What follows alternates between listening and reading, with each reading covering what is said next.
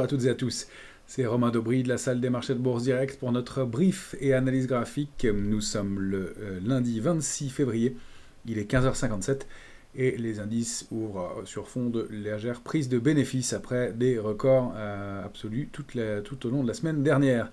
Merci à toutes et à tous pour vos likes, vos retweets, vos partages et vos commentaires toujours positifs. Pensez à vous abonner à la chaîne Bourse Direct YouTube et à activer les notifications si vous voulez être prévenu en temps réel des nouvelles vidéos. Et puis pensez aussi à vous abonner à nos comptes Twitter respectifs pour le suivi des marchés et puis différentes informations qu'on peut publier tout au long de la semaine. Donc un début de semaine dans le calme, une consolidation qui est assez légitime et un peu sans surprise après des records. On digère, on prend un peu de bénéfices. D'autant plus qu'on a une semaine qui, bien côté macroéconomique, va être intéressante. On n'a aujourd'hui pas grand-chose comme publication, mais dès demain, on aura les commandes de biens durables aux États-Unis et la confiance du consommateur du Conference Board. Demain, Bouygues, Edenred et Eurofins qui publieront à Paris, donc des arbitrages intéressants toujours. On va aller regarder ces titres-là. Et puis Macy's qui publiera aussi demain aux États-Unis. Mercredi, réunion des ministres des Finances et des gouverneurs de la Banque centrale du G20, avec sur fond de discours de Christine Lagarde, enfin de présence de Christine Lagarde. Discours de Christine Lagarde aujourd'hui à 17h, nous sommes le 26, il est 16h, donc dans une heure. Et puis le PIB américain qui sera publié mercredi aussi. Eiffage, Worldline qui publieront mercredi toujours. Et Salesforce en fin de journée après clôture aux États-Unis. Publication importante pour la semaine aux États-Unis. Jeudi, indice des prix à la consommation en Europe, en France et en Allemagne, et puis jeudi après-midi, l'indice PCE corps des prix à la consommation des ménages, le marqueur de l'inflation que regarde le plus la Fed et que donc le marché observe de très près, qui sera publié jeudi après-midi aux États-Unis. Et puis on aura une belle journée d'arbitrage aussi à Paris, puisqu'on aura Saint-Gobain, Veolia et Valeo, notamment, qui publieront. Et puis vendredi, ce seront les PMI manufacturiers qui seront publiés partout, Chine, Europe et États-Unis. Donc une semaine intéressante côté macroéconomie. Donc pas mal d'éléments à surveiller. On a toujours pas mal de complaisance du côté des portefeuilles dans les couvertures. Sur le CAC 40, c'est assez équilibré. On a eu plutôt un équilibre qui s'est mis en place. Il y avait de l'optimisme, et puis on a vu une prise de bénéfice sur les calls plutôt qu'autre chose. Sur l'Eurostoxx, c'est un petit peu la même chose. On a un ratio de couverture qui reste quand même très optimiste, toujours très complaisant. Attention de ce côté-là. Ce qu'on peut observer du côté de la position ouverte, c'est qu'il y a eu un peu de prise de bénéfice dans le courant de la hausse de vendredi. On a progressé de 0,35% sur l'Eurostoxx, la position ouverte a baissé de 3,33%, c'est quand même significatif. Et sur le CAC 40, la position le CAC 40 a progressé de 0,70%, la position ouverte a baissé de 0,70%. C'est pas énorme, mais un peu de prise de bénéfice, probablement légitime après le parcours qu'on a connu. Alors pour faire une synthèse de cette position ouverte depuis le début du mois de mars, je l'ai faite ici. On avait 169 000 contrats futurs à peu près à l'ouverture du mois de mars sur le futur CAC 40, 179 000 à vendredi soir, et le CAC 40 valait 7 768, il est monté à 7 966. Donc on a eu dans cette progression de 200 points environ sur le CAC 40, 6% de hausse de la position ouverte globalement, donc il y a un peu de soutien acheteur, même si on constate un peu de prise de bénéfices à très court terme. En revanche, sur l'Eurostoxx, on a progressé là, cette fois, la position ouverte a progressé de 3,68%. Alors, ce qui est intéressant d'observer, c'est que c'est le niveau de clôture de jeudi soir, au-delà duquel il nous servir de repère et comme niveau de cible de retournement, de retracement possible du marché. C'est-à-dire que comme on a pris un peu de bénéfice dans la journée de vendredi, c'est un niveau, la hausse de vendredi n'est pas très étayée. Donc le niveau de 4 911 sur le CAC 40 et 4 855 sur l'Eurostoxx, ce sont des cibles assez probables. 911 sur l'indice CAC 40 cash, qui cote 20 points de moins que l'indice CAC 40 futur à ce jour. Donc 911 sur le CAC 40 cash, 855 sur l'Eurostoxx sont des niveaux de retracement envisageables, on va dire, pour les indices dans les heures à venir. On n'a pas à ce stade, on va aller le voir, de figure de retournement baissière, de l'intérêt qui était plutôt acheteur même s'il n'est pas énorme, et du côté des marchés américains, on a un intérêt qui est moyen mais qui reste toujours à la faveur des acheteurs, toujours pas mal de complaisance si on regarde le ratio de couverture sur les options sur actions américaines. Alors on va tout de suite aller voir les différents graphiques, et on va commencer par notre S&P qui est à l'équilibre pour commencer cette semaine. Le S&P, je vous l'affiche tout de suite ici en hebdomadaire. Alors voilà, là j'ai beaucoup d'éléments, on va zoomer, mais le S&P qui évolue au sein d'un canal aussi est très propre, il y a quelques pénétrations du canal, mais globalement il fonctionne bien, borne haute, borne basse, et puis là on a atteint la semaine dernière la borne haute du canal, et il y a une petite bougie en ce début de semaine d'hésitation, une petite toupie, c'est assez normal. à la barre de 5106 qui avait été notre cible la semaine dernière, atteinte et très légèrement débordée et non débordée en clôture. Donc, petite bougie, là on est en journalier, sur le S&P toujours, S&P en journalier, on m'a demandé de bien préciser les noms des valeurs sur les graphiques pour les voir. Vous les avez ici. Donc le S&P, on peut le voir dans ce canal haussier, puis on peut le voir aussi par différents ranges qu'on avait déjà présentés. Le range 4916-5031 qui nous permettait de voir un range 5031-5147. Une grosse résistance à 5106 testée en fin de semaine dernière. On est en haut du canal haussier, on peut toujours le déborder, il n'y a pas encore à ce stade d'invalidation. Maintenant, on le voit, la bougie du jour témoigne aussi d'un peu d'incertitude, d'un petit peu de doute. Et on a retrouvé des volumes dans cette semaine dernière, donc qui était un peu atone. Donc voilà, pas de figure de retournement baissière, un marché haussier dans une tendance haussière, des cibles majeures qui approchent quand même, et puis des rendez-vous majeurs importants cette semaine, chiffre de l'inflation notamment, et puis plus beaucoup de drivers pour tirer, pour faire payer encore ce marché-là. Donc attention, donc le orange et le premier niveau d'alerte c'est 5031, on a des niveaux intermédiaires probablement dans la zone qu'on va déterminer au fur et à mesure, mais là il y a de la place, puisqu'on a progressé d'un coup, pas de retracement, et on est en terrain connu sur ce marché. Donc attention, retour sous le pied de ce gap, donc ce niveau de 5038, 5031, ce serait une petite alerte avec une accélération baissière probable en direction de ce 4968 et puis probablement du bas des ranges suivant. Alors le premier alerte intraday, c'est 5031, 3831. Il n'y a pas d'alerte du tout avant 4916, 4891, et on pourrait même retourner chercher cette zone-là, 4723, 4802, sans remettre en cause la tendance de fond. Je dézoome à nouveau. Voilà. On a une progression spectaculaire, donc on peut tout à fait retracer une bonne partie de cette hausse. Voilà, moi la cible, déjà dans un premier temps à 4968 semble bien légitime, et sera déjà un gros niveau. Et puis les extensions 4891, 4916 seraient déjà des points peut-être d'entrée, on le verra, mais voilà. On peut toujours continuer, bien sûr, comme je le disais, cible suivante 5106 et l'extension 5147. Pour aller voir le Nasdaq maintenant, et puis on regardera notre indice de volatilité, c'est lui aussi qui nous indique des choses intéressantes. Alors là, le Nasdaq en hebdomadaire, ça fait la 4e semaine d'affilée qu'il bute pour l'instant, on entame la 4e semaine sur 17 962, ça c'est le graphique du Nasdaq en hebdomadaire. Je n'ai pas réussi à avoir un canal très propre, donc je ne l'ai pas affiché. En revanche, on a une ligne de tendance haussière qui s'est mise en place ici. 1, 2 points pour l'instant, c'est pas parfait, je n'ai pas trouvé mieux, mais des niveaux graphiques et techniques qui fonctionnent bien en journalier. On va les retrouver ici, là on a le canal. Nasdaq en journalier. Pour moi, c'est 17 404, 17 962. On l'a tenté une fois sans y parvenir en clôture. Début de pénétration au-delà de 17 962 pour aller chercher 18 116 et pourquoi pas 18 526, mais on n'y arrive pas sur ce marché pour l'instant. Donc un peu de prudence à avoir de ce côté-là. Pas d'alerte majeure, mais encore une fois, mais avec des échecs répétés, cette petite étoile filante, et puis là, un petit avalement, des gaps baissiers, alors gap aussi à nouveau, on voit que le marché a du mal. Maintenant, il n'y a pas d'invalidation, pas de figure de retournement à ce stade, on va être prudent. Alors, j'ai peut-être trouvé un élément intéressant à surveiller, il n'y a rien de fait encore, ce serait une éventuelle vague de Wolf. Vous connaissez le principe de la vague de Wolf, je vous le rappelle, c'est dans une tendance soit haussière, soit baissière, une vague 1 de hausse, une vague 2 de consolidation, une vague 3 qui permet de créer une oblique de hausse, une vague 4 qui s'arrête avant et moins bas que la vague 2, ce serait le cas ici, et une extension, pourquoi pas, qui nous permettrait d'aller chercher encore une fois cette oblique-là, et c'est l'invalidation, le retour sous cette oblique, qui donnera un mouvement de baisse. Donc j'anticipe pas mal, mais comme une consolidation devient de plus en plus probable, encore une fois, compte tenu du manque de drivers et de la saisonnalité, de l'absence et puis du fait que le marché est bien tiré. Voilà. Donc on peut soit conserver cette analyse sous forme de range, et ça fonctionne très bien, 17 314, 404, on l'a bien testé la semaine dernière avant de rebondir, 17 962, on n'arrive pas à le déborder, donc tant qu'on est à l'intérieur, on peut conserver des arbitrages et des allers-retours.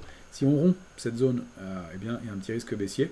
Maintenant, si on va chercher les extensions, et donc cette oblique haussière, que vous tracez avec les points hauts du 24 janvier et points hauts du 9 février, eh bien, si on retourne chercher cette oblique et qu'on repasse en dessous, on pourrait avoir donc une vague de Wolf, et donc je rappelle que l'objectif de la vague de Wolf, c'est quand et si on atteint encore une fois la borne haute. Pardon, j'essaie de vous montrer proprement. Voilà. Si on va chercher encore une fois cette oblique haussière et qu'on la réintègre, qu'on repasse en dessous, là, c'est le retour en dessous qui est la validation de la vague de Wolf. Et dans ces cas-là, la cible légitime, c'est le lien entre la vague 1 ici et la vague 4 là. Pour l'instant, j'anticipe beaucoup encore, il n'y a rien de tout ça. Ça peut même faire un échec ici et commencer à consolider avant. Mais en tout cas, on se méfiera de ce passage éventuel au-delà de cette oblique et qui pourrait déclencher ce mouvement de consolidation qui, encore une fois, c'est bien légitime. Ce sera une petite consolidation. Hein. On a pour cible, alors la cible, il y a un premier niveau de support ici à 17 136. Et puis le bas du range qu'on a indiqué précédemment, 16 830, 16 966. La consolidation idéale, elle se situerait peut-être un peu plus bas que pour le S&P. On voit que sous 17 400K, 17 596, les majeurs, c'est plutôt 16 360, 16 630. Donc encore une fois, rien de méchant compte tenu du parcours que je vous montre ici en hebdomadaire depuis depuis octobre même 2022 du Nasdaq qui n'a pas consolidé. Mais attention à ces mèches hautes et ces échecs répétés successifs en hebdomadaire contre 17 962. Encore une fois, pour une prise de bénéfice bien légitime. Alors, ce qui laisse à penser qu'il pourrait y avoir une dernière extension, c'est toujours notre fameux gap laissé ouvert sur la volatilité. Encore une fois, il pourra être pardon, je vais y arriver, comblé à un autre moment par la suite, mais souvent les gaps sur la volatilité, je rappelle pour ceux qui découvrent, eh bien, sont comblés très rapidement. On en avait eu un ici, comblé dans la foulée, et puis là, pour l'instant, on n'y arrive pas. Donc, il y a fort à parier que si on rompt ce petit support intermédiaire à 13,66 sur la volatilité, on va aller faire un petit touchdown sur la volatilité, accélération baissière de la volatilité, et donc accélération haussière sur les indices, et aller former un dernier point haut, et peut-être valider notre fameuse vague de Wolf, que j'anticipe très nettement, je le reconnais, je confirme, attention, ne pas anticiper tant qu'on n'a pas de mouvement, mais en tout cas, pour aller combler ce gap sur la volatilité, laisser ouvert à 13,25, et donc faire le dernière impulsion haussière avant une pause qui pourrait se mettre en place sur le marché. Bien sûr, si on reste sous ce gap et si on rompt 12,91, on peut continuer dans la zone qu'on a fixée ensemble de complaisance pour aller, pourquoi pas, en euphorie cette fois-ci, et donc le marché pourrait continuer à payer. Encore une fois, on n'a pas de signaux d'invalidation. Je ne crois pas franchement à ce scénario d'aller payer plus, je ne vois pas comment, selon quel driver on pourrait continuer à payer, mais on travaille que sur les signaux et pas sur ces idées. C'est pas parce que c'est beaucoup monté que ça doit se retourner, c'est pas un critère évidemment. On va aller voir l'Eurostoxx. Alors l'Eurostoxx, il y a aussi des éléments intéressants techniques. Je vous les ai donnés la semaine dernière. L'Eurostoxx en étant journalier, je vais dézoomer en hebdomadaire pour un instant, pour aller voir les grosses zones déjà. L'Eurostoxx, il est dans un grand trading range selon moi, 4636, 4880 et demi, des extensions 4915. C'est un niveau important parce que les intérêts sur les marchés dérivés, sur les options, indiquent que le niveau de 4900 semble être un maximum envisagé par les opérateurs pour cette échéance du mois de mars. Donc, c'est à regarder. C'est déjà arrivé. Le mois précédent, on avait 7700 points qui, une fois qu'il a été débordé, a déclenché une accélération haussière. Donc, ça peut être le cas. Mais ça va être quand même un gros plafond de verre, surtout qu'on a pas mal progressé, qu'on est allé chercher une cible, qu'on est en haut d'un range. Donc cette fois-ci, je crois moins dans le débordement de ce plafond de verre, mais sait-on jamais, sur une nouvelle, une annonce, et donc 4900-915 pourrait être vraiment un bouchon qui saute. Donc attention à ça. Le niveau équivalent, on va aller le voir sur le CAC 40, il est proche aussi, un petit peu plus haut peut-être sur le CAC 40, mais donc cette zone-là, pour moi, c'est une zone au-delà de laquelle les opérateurs sur les marchés dérivés n'envisagent pas de débordement dans l'immédiat. Donc si c'est le cas, on peut toujours imaginer des accélérations 4992, pas plus, hein, mais il y a la résistance 5125, mais c'est pas le scénario le plus probable à court terme en tout cas, compte tenu encore une fois des excès de court terme, de quelques divergences qui apparaissent, de manque de driver et de momentum pour aller plus loin. Je voulais vous montrer le DAX qui alors lui continue à payer. Il est sorti par le haut de son biseau qu'on avait regardé. Il y a pour l'instant pas d'invalidation, 17 420, cible suivante 17 580. Attention aussi, quand on sort de ces biseaux par le haut, on peut aller faire des accélérations, mais ce niveau, ce pivot sera important. Donc ça, ce sera pour être notre première alerte intraday, on va dire, avec en retour sous 17 165, qui sera un premier signal de relatif warning. En attendant, on est haussier et le mouvement n'est pas invalidé à ce stade. Sur le CAC 40 futur, bien, on a ici, alors là, on est en hebdomadaire, j'ai fait du ménage, mais il y a quand même pas mal de traits encore. Je vais en supprimer quelques-uns. Là sont des petits niveaux. Voilà. Sur le CAC 40 futur, nous sommes ici. On a débordé cette zone majeure, hein, 7764-7705, qui a permis de réactiver la tendance haussière. Clairement, accélération haussière, gap haussier au-delà de 7872. Et là, on a créé un nouveau trading range au-delà de 7872-7928. C'est 7928-7984. On est à l'intérieur de ce range pour l'instant. On n'a pas de signe d'invalidation. On manque un peu de momentum. Attention à cette configuration que les chartistes ont repéré, avec en haut de marché une accélération haussière, puis une étoile filante. Alors elle n'est pas très grande, le corps est gros, mais voilà, derrière une ouverture avec une grosse bougie rouge. Alors encore une fois, ce sont des bougies en 14 heures, donc j'ai un peu plus de data que si j'avais pris les éléments en journalier, mais en tout cas ça me permet d'identifier tout de suite cette bougie rouge. Donc si on revient déborder à cette zone 7977,5, 7984, on invalide la figure, mais pour l'instant, attention à une possible prise de bénéfice un peu plus marquée, dans un contexte, encore une fois, légitime de consolidation possible, compte tenu du parcours récent des indices. Donc, petite bougie d'hésitation, premier niveau d'alerte très très proche, 7943, il n'y a vraiment pas grand-chose. L'alerte intraday, elle serait vraiment à la rupture de 7928, à la rupture de 7872, tant qu'on ne retourne pas en dessous de ce gap-là, qui pourrait à ce moment-là être considéré comme un gap d'épuisement, et donc qui pourrait engendrer une consolidation un peu plus marquée, avec 7822 en mire, et puis surtout cette zone 7764, 7731 pour prendre quelque chose de large. Encore une fois, on n'a pas de figure de retournement, donc aucune raison d'envisager de retournement de tendance à court terme. Ça va peut-être se dessiner, je vous dirai peut-être pas la même chose en fin de semaine, mais en attendant, voilà. Et donc les cibles et les extensions, si on déborde 984, c'est 8006, 8021, 8040. Je vais même aller chercher des extensions jusqu'à 8096, on pourrait dupliquer les ranges comme ça. Ils fonctionnent plutôt bien, c'était 50 points la semaine dernière, j'ai ajusté, c'est 56 points sur le CAC 40. Voilà comment on peut travailler, et on voit que ça a plutôt pas mal fonctionné. Après il faut les réajuster au fur et à mesure, puisqu'évidemment le marché intervient pendant ce temps-là, et donc réajuste en fonction des trades les plus récents. Quelques valeurs que je voulais vous proposer aujourd'hui. J'ai pris mes notes, je ne les trouve plus, elles sont là. Voilà. Alors on a Publicis, attention à Publicis, qui a un parcours magnifique pour ceux qui l'ont, mais qui s'inscrit peut-être dans un petit biseau d'épuisement. C'est un des signes qui peut être à surveiller. Publicis, on va se mettre en hebdomadaire, non journalier. Bon, un très beau parcours haussier, des résistances et des extensions toujours possibles. Voilà, ce petit biseau que je voulais vous soumettre, c'est Publicis, graphique en journalier. Alors, je vais la prendre ici et bien l'indiquer, puisque j'avais promis d'indiquer maintenant les noms des valeurs sur les graphiques, que vous puissiez bien les voir. Publicis, et là c'est du daily. Voilà. Pas de bordure. Hop. Publicis, graphique journalier ici. Attention à ce petit biseau d'épuisement. Si on le rompt, hein, donc à la rupture de... c'est assez proche maintenant. Si on rompt donc 98,02, on a des chances de consolider, d'aller chercher ce niveau de support à 95,10. Toujours envisager aussi des extensions si on déborde par le haut. Encore une fois, on voit qu'on manque un petit peu de momentum à court terme. Et donc on peut, pourquoi pas, aller chercher cette cible, cette extension que j'avais trouvée à 102,90 à long terme sur le titre. Encore une fois, ça paraît un peu difficile de trouver encore du momentum, d'autant plus qu'il y a quelques divergences qui apparaissent sur le titre maintenant, après un parcours magnifique. Je voulais vous montrer Total Energy.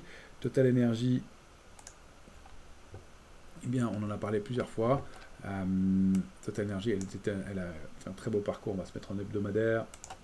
Vous l'avez ici, Total Energy, graphique en hebdomadaire, au sein d'un canal aussi extrêmement propre depuis octobre 2020, plusieurs fois testé, retesté ici, et testé plusieurs fois là, échec, retour en bas, sorti par le bas, mais réintégration du canal, et puis là, on n'arrive plus à aller chercher, on est allé chercher une cible majeure, et on n'arrive plus à aller chercher le haut du canal.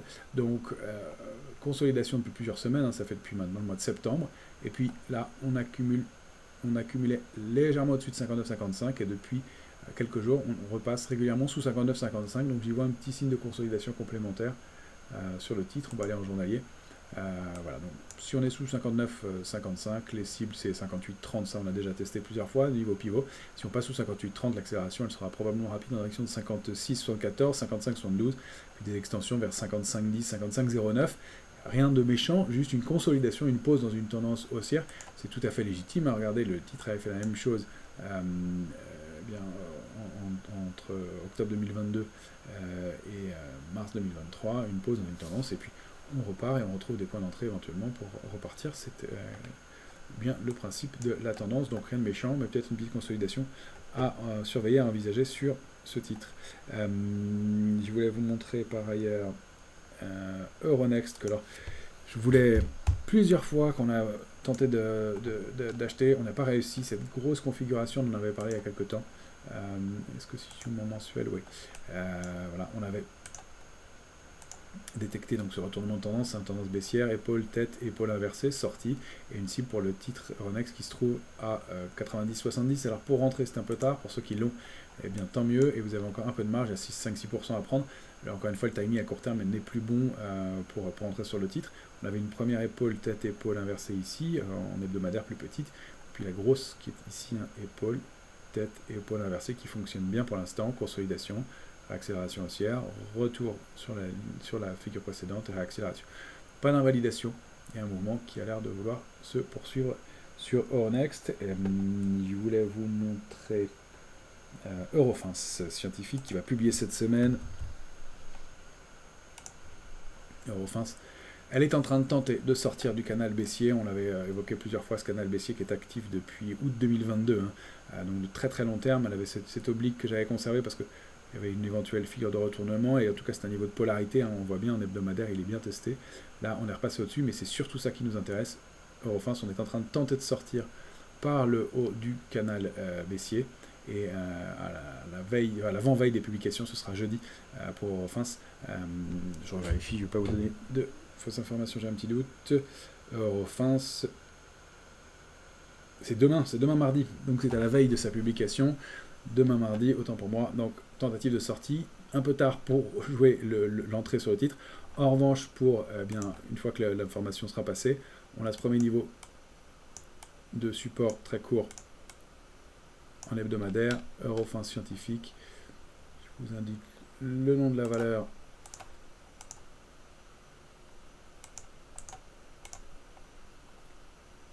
Si j'y arrive, pardon.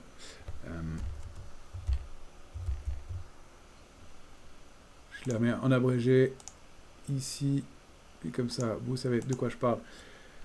Eurofins, qui sort donc éventuellement de son canal baissier de long terme, mais qui le teste en tout cas en ce moment. Donc premier niveau d'alerte, c'est 57,56. Ça, si on passe en dessous demain après sa publication, c'est un premier warning.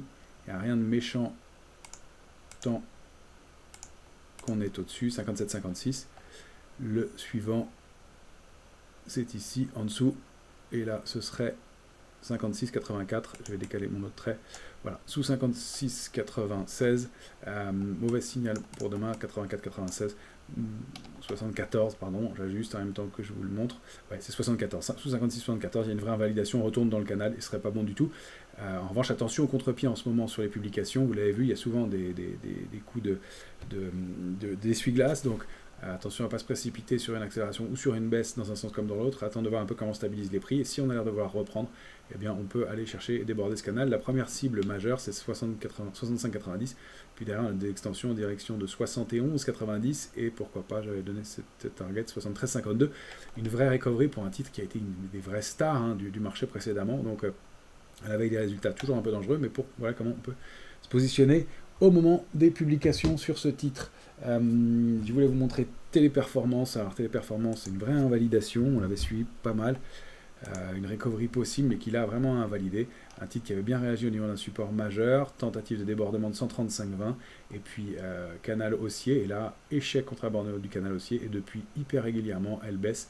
Alors j'ai gardé cette oblique là parce que elle était très propre, 1, 2, 3, 4 fois testée en hebdomadaire, donc elle servira sûrement de polarité pour le marché. En tout cas, toujours est-il que sous 135,20 ça reste baissier, 127,80 c'est la cible légitime suivante. Si on se réinstalle au-dessus, on invalide ce mouvement de baisse et on va peut-être construire quelque chose.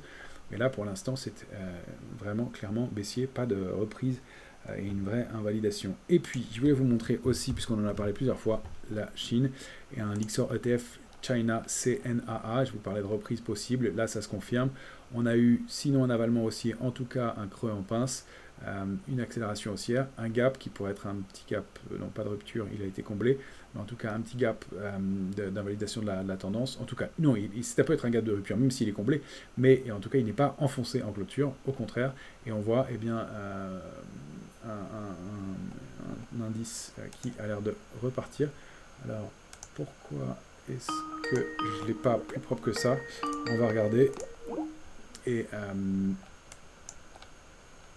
je l'avais tracé voilà, sous un autre panier de valeurs, et il y en a plusieurs, le ASI, le CNAA, notamment, et voilà, que j'avais mieux tracé pour vous, canal baissier, réaction sur 68. Alors il y a le pendant de ce tracker-là qui s'appelle le PASI, qui est éligible au PEA, et ça peut être quelque chose d'intéressant sur une configuration avec des bougies vertes qui sont bien confirmées, et de plusieurs jours d'affilée. Pardon, m'appelle, c'est pour tout vous dire, c'est BFM en même temps, et qui va commencer dans pas longtemps. Mais on a encore quelques secondes pour que je vous commente quand même cette reprise possible sur les marchés asiatiques, qui est vraiment un call qui me paraît intéressant dans les semaines qui viennent, avec 79,40 comme première cible, puis 92,90 à suivre ensuite, et le risque, il est sous ce stop à 68. Donc PASI ou CNAA, pardon pour ce que je voulais vous montrer à l'écran, en tout cas c'est un peu rapide, mais PASI, CNAA, PAEJ, ASI, vous pourrez les retrouver donc sur des ETF Amundi qui vous permettent de travailler la Chine selon votre sensibilité et les différents secteurs que vous voulez travailler. Vous avez compris, je dois filer, mais on a regardé l'essentiel de ce que je voulais vous montrer pour ce début de semaine. Excellente semaine à toutes et à tous.